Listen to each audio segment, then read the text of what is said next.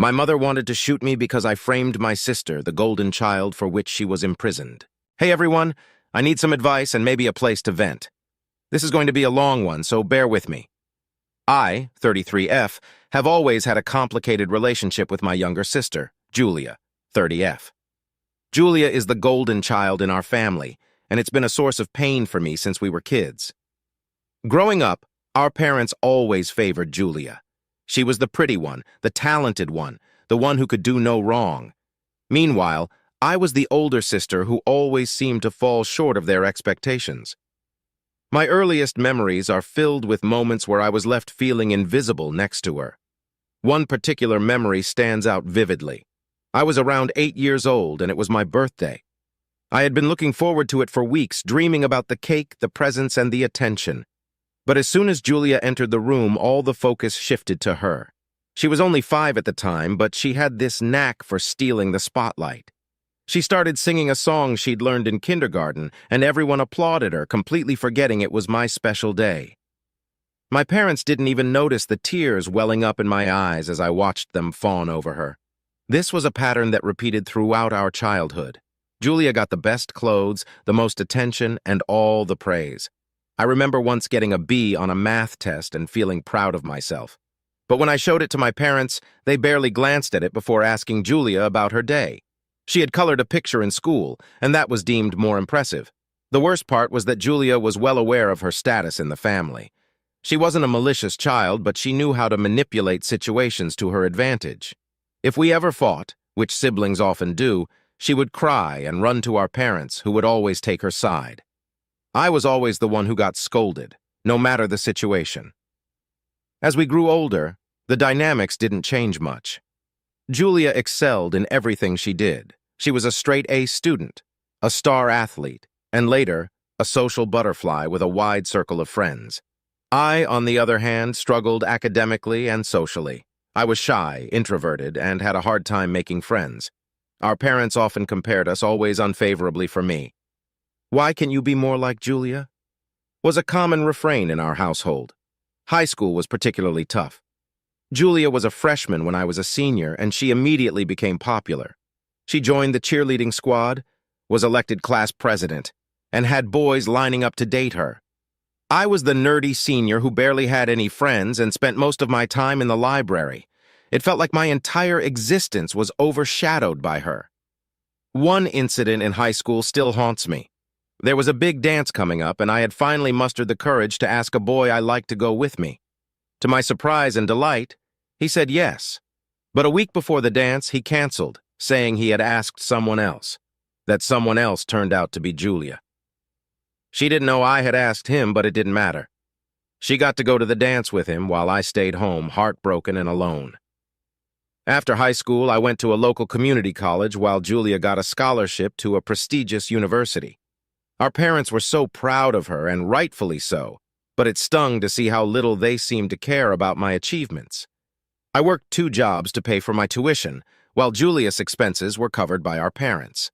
They visited her often, attended her college events, and constantly talked about how well she was doing. Meanwhile, I was left to fend for myself, both emotionally and financially. I eventually graduated with a degree in nursing, while Julia went on to law school. By then, I had learned to stop seeking my parents' approval. I moved out, got a job, and tried to build a life for myself. But the pain of those early years never really left me. Julia and I stayed in touch, but our relationship was strained. She was always the successful, beautiful sister, and I was just me.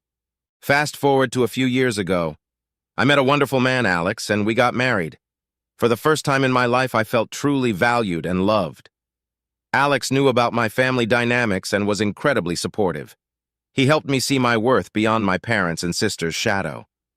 We bought a house, and I started feeling like I could finally leave the past behind. But then, Julia re-entered my life in a way I never expected. She had finished law school and was working at a prestigious firm. She got engaged to a man who seemed perfect in every way. Our parents were over the moon and couldn't stop talking about the upcoming wedding. I tried to be happy for her, but the old feelings of inadequacy and resentment resurfaced. Julia asked me to be her maid of honor. I was shocked. We weren't close, and I wondered why she would want me in such an important role. But she insisted, saying she wanted us to rebuild our relationship. Reluctantly, I agreed, hoping this might be a chance to heal old wounds. The wedding planning was a nightmare. Julia was a bridezilla, demanding and controlling. Every decision had to go through her, and she often dismissed my ideas and suggestions.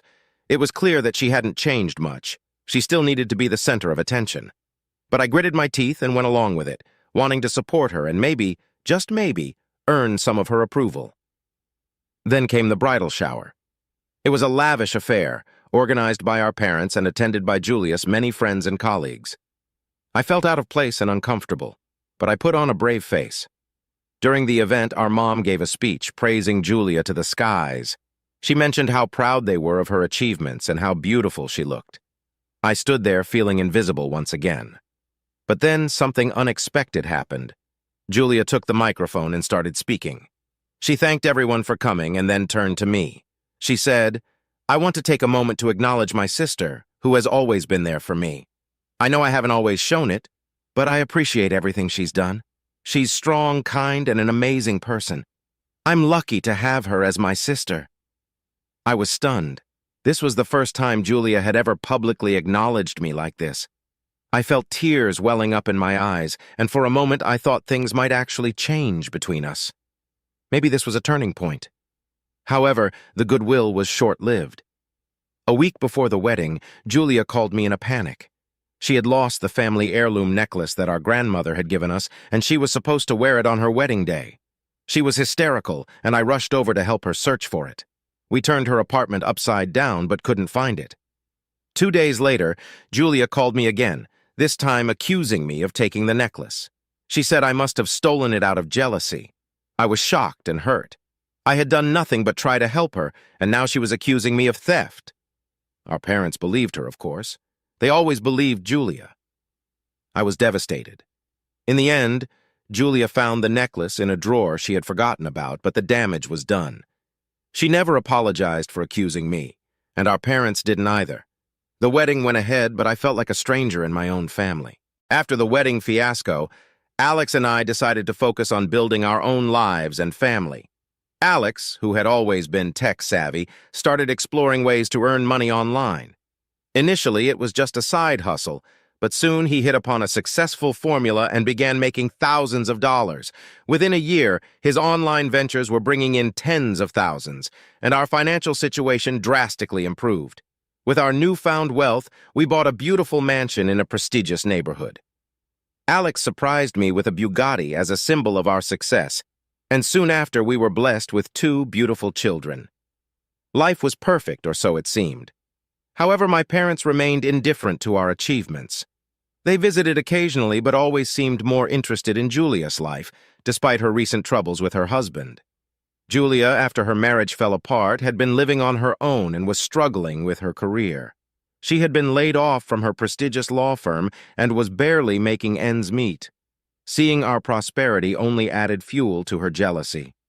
One day, she came over under the pretense of wanting to reconnect and spend time with her niece and nephew. At first, I believed her. I thought she was genuinely trying to mend our broken relationship, but it didn't take long to realize her true intentions. She began showing up unannounced, often when Alex was home alone.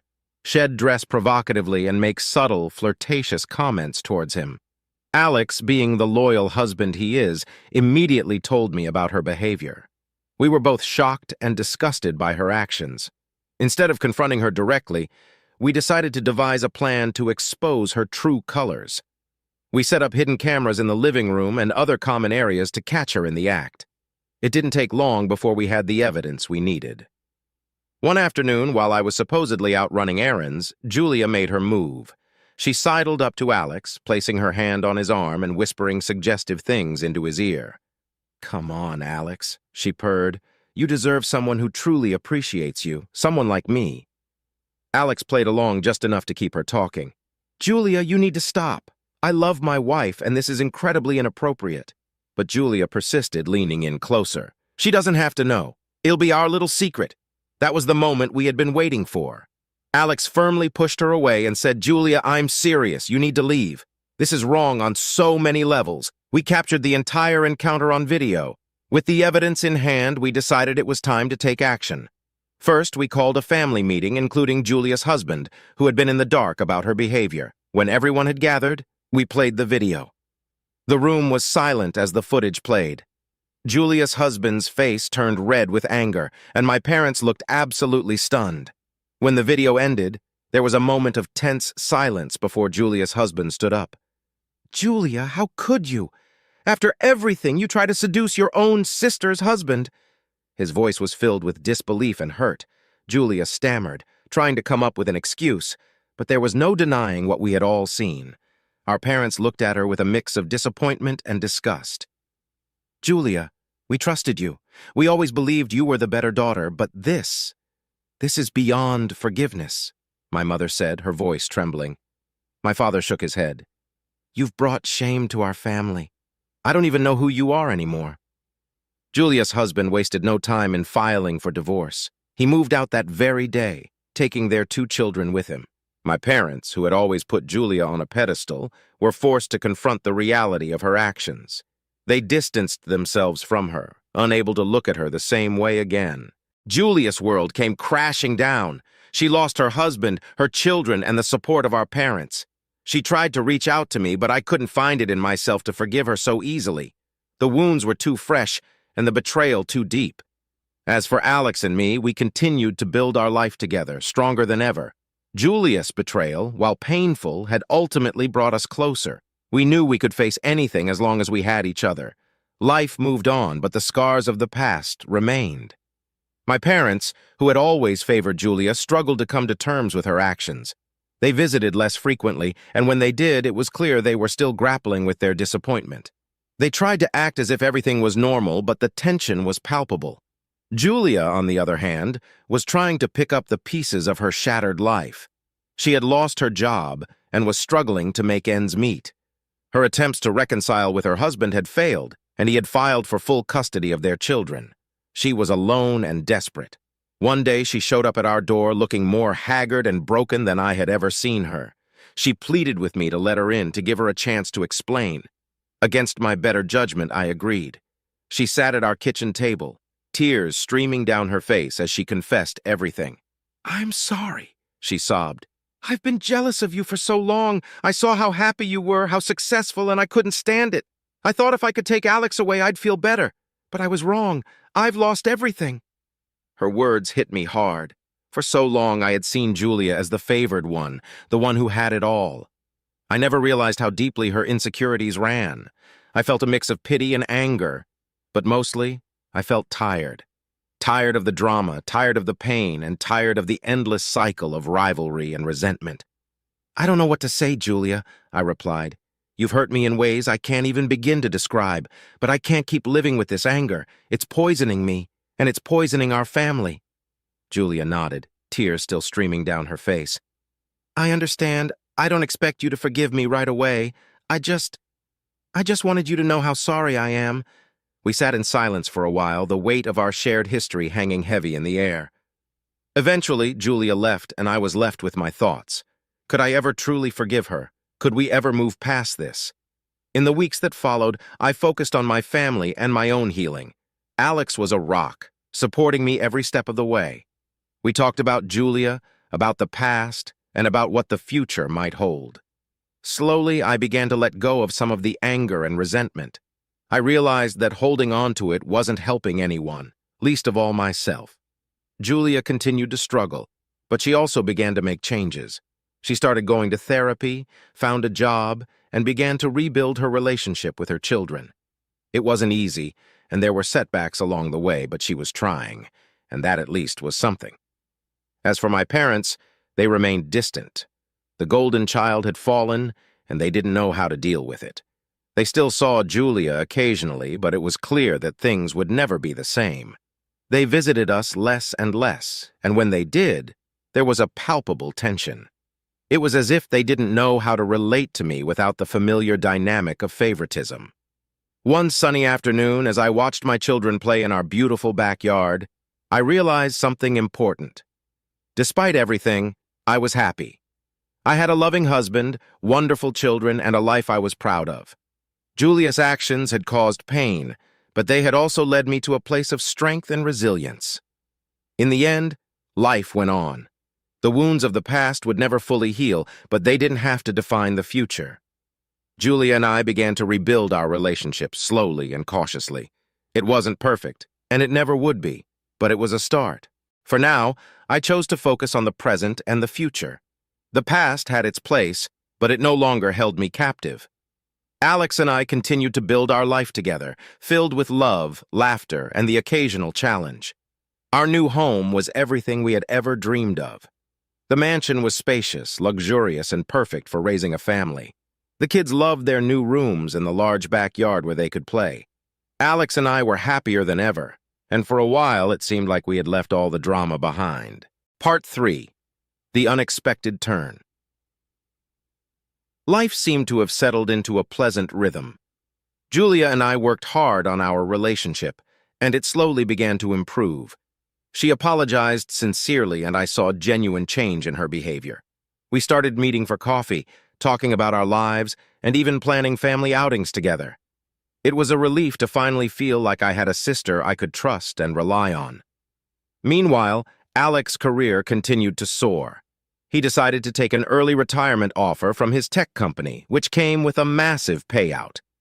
We were now financially secure beyond our wildest dreams, and Alex was eager to spend more time with the family and pursue some personal projects.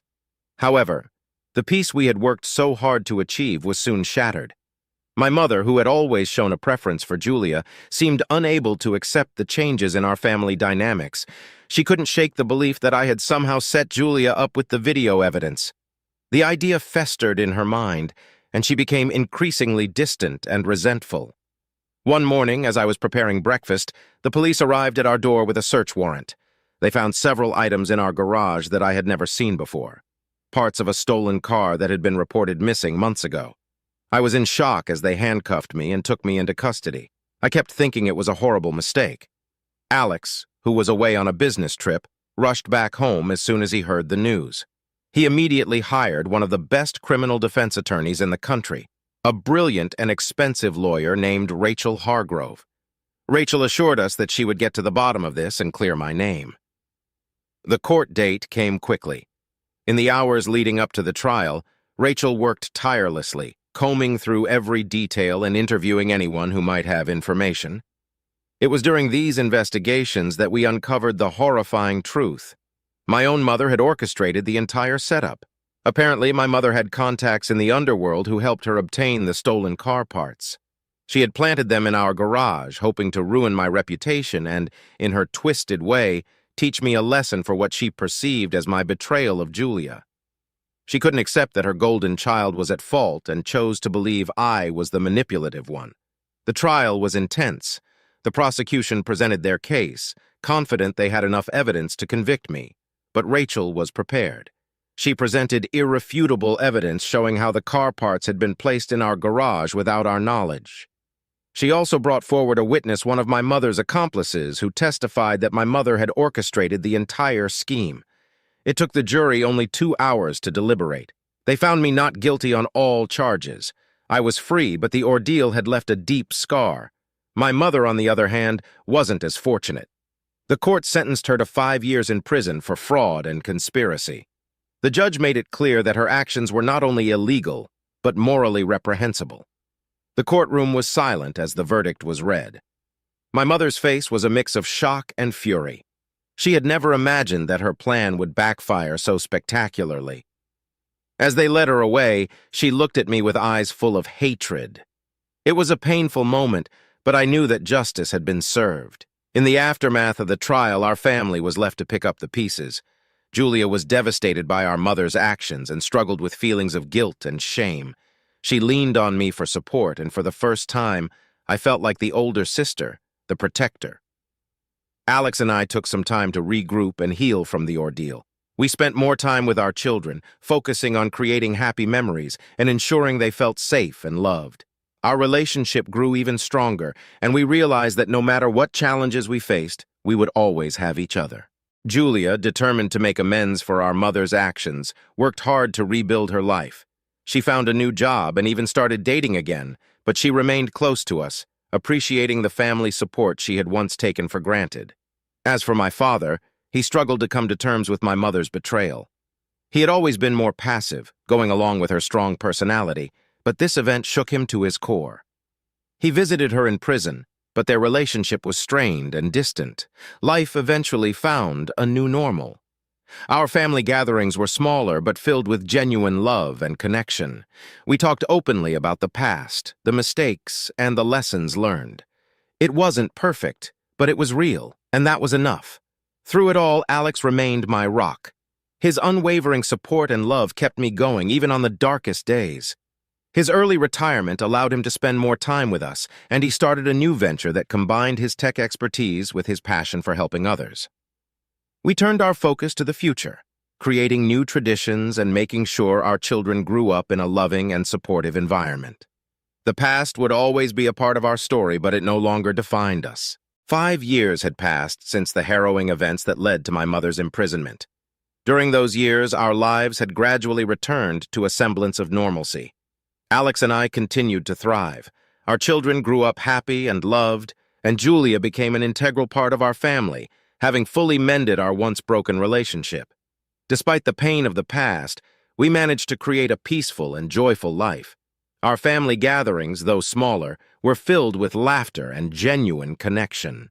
We often reflected on the past, acknowledging the lessons learned and the strength we found in each other. However, the peace we had built was shattered once again when my mother was released from prison.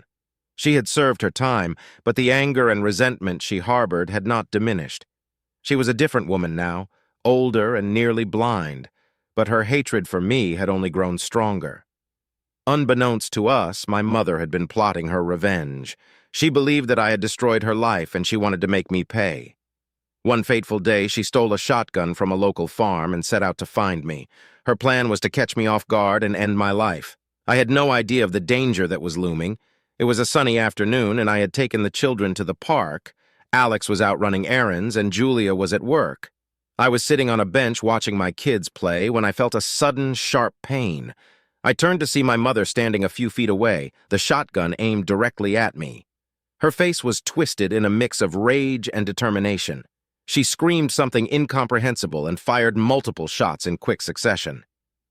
Despite her failing eyesight and shaky hands, 2 bullets found their mark. One hit me in the buttock and the other struck my right leg. The pain was excruciating, and I fell to the ground, unable to move.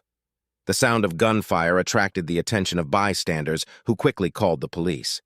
My mother, seeing the commotion and realizing her plan had failed, tried to flee, but was quickly apprehended by the authorities. She was arrested and later charged with attempted murder, a crime that would see her sentenced to 10 years in prison. I was rushed to the hospital, where I underwent surgery to remove the bullets and repair the damage. The doctors assured Alex and Julia that I would make a full recovery, but the physical and emotional scars would take much longer to heal. During my 3-week stay in the hospital, Alex never left my side. He was my rock, providing unwavering support and strength. Julia visited every day, bringing me my favorite foods and keeping my spirits up with her stories and laughter. Their love and dedication were the pillars that kept me going through the darkest moments. In those long, quiet hours in the hospital, I had plenty of time to reflect on everything that had happened. The shock and betrayal I felt from my mother's actions were profound. I couldn't understand how she had let her hatred for me consume her to the point of attempting to take my life. But amidst the pain and confusion, there was also a deep sense of gratitude. I was alive, and I had a loving family that stood by me through thick and thin. Writing this post is my way of processing everything that has happened. It's a way to thank all of you who have supported me through this journey, who have offered kind words and encouragement when I needed it most. Your support has meant the world to me. The courtroom was tense during my mother's trial. The prosecution laid out the details of her crime, and the evidence against her was overwhelming. My mother sat there, a shadow of her former self, yet the anger and bitterness in her eyes were unmistakable.